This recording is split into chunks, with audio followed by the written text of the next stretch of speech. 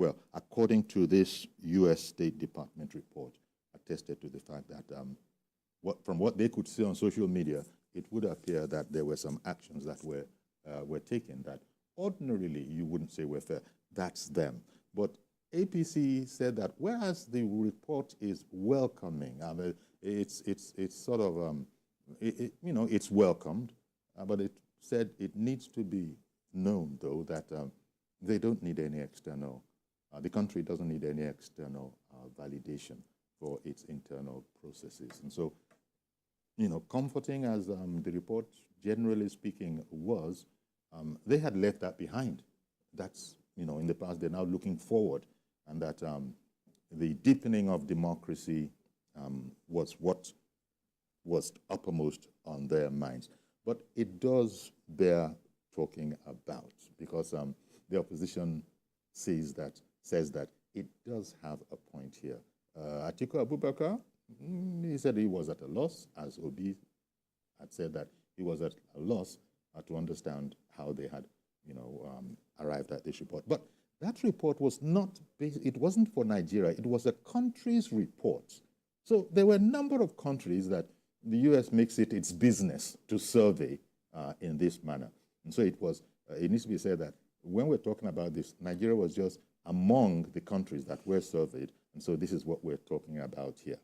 But when you look at the APC response, that it's heartwarming, but hardly do we need really any external validation. Take a look at that statement. That statement was born out of the fact that Nigeria is a sovereign nation. And as a sovereign nation, you do not need anybody to affirm your sovereignty or the wills and caprices of the people that are Nigerians to determine their future and determine their faith. When you allow external observers to come, it's for diverse purposes. One, to see how the process is very transparent and how it goes, and also for them to come and learn how to improve on their own system. Nigeria also do send people to other countries to monitor their elections, and many things they see there that they can borrow from, they bring it back to the Nigerian system, you know, open more of discussion, open more forum for them to try to rework our system for it to, you know, up its game. So it is not out of place for countries to send people down here, but it will be out of place if whatever statement they are making do go against the sovereign rights of people of that nation.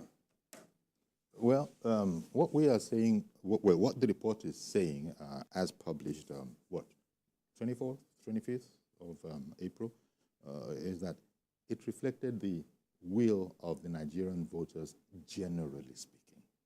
I think that's very, very important. Clearly, there were infringements here and there. There's nobody is saying that didn't happen. Regrettably, nobody's saying that didn't happen. But that when you look at it as a whole, you know, they just had to come up with that decision, as our own internal processes also have. Because the election, especially in the case of the presidential, was contested all the way up to the Supreme Court.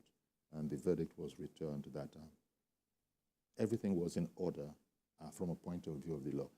Were there infractions, isolated individual infractions from place to place? You know, probably, especially when you look at social media, as was said, but nothing enough to invalidate the elections the way the opposition sought to do. But then, when you test this before the law, it didn't stand up. Social media is very good. It helps to showcase a lot of things that mainstream media might not be able to catch. But yet again, it must be based on facts. Facts that is opined by law and the rules that, that surrounds the conduct and the process of the electoral system. And if the facts are put forward and those facts can be proven right, then so be it. The Nigerian people have sat down at various forums, and they've come up with so many laws to protect our electoral processes. And the electoral processes and the judicial system was put to test. And at the, end of it all,